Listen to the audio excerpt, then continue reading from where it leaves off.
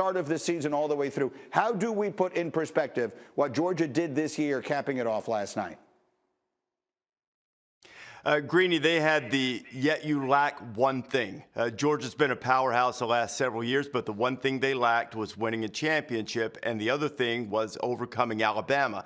And short of maybe pulling the backup quarterback into the game to make it completely poetic, as Alabama had done to them a couple of times, nothing could have been more perfect. And probably with having Stetson Bennett and that story as memorable a one, as fascinating a one as I can remember in recent college football history, it sort of checks the final box for Georgia as an elite power in this game. They've been a power, but you have to win a championship, and now they have. And the same can be said, I suppose, of their coach. Kirby Smart becomes the first coach to win a championship at his alma mater since Philip Fulmer at Tennessee a generation ago. What does this mean for him? Well, I think it means that he doesn't have to answer the questions about whether Alabama is living rent-free in his head. I mean, Georgia had lost in agonizing fashion all 4 times that they'd played Alabama previously, and he doesn't have to answer those questions anymore. Now you have what this really has been, I guess, for the last few years, a battle of superpowers, of 2 of the college football juggernauts who are going to compete for championships for the foreseeable future, given the way that they have structured the organization, the way they recruit, the way they use the transfer portal, all of those things that they have that will keep both of these programs at the top.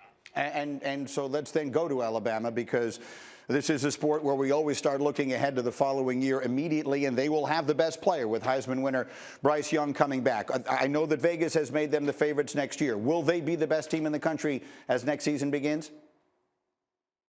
Well, you mentioned Bryce Young. He's the best quarterback, Greeny. I think the best football player in the country next year and was this year is their defensive lineman, Will Anderson. I know you and I both love the NFL draft. If Will Anderson's not the first pick in the draft, the NFL team that doesn't do that is not doing it right. So I think that Alabama being the favorite is reasonable. You're talking about a team that got back to the national championship this year and lost 8 of the top 38 picks in last year's NFL draft, and a similar number from the year before.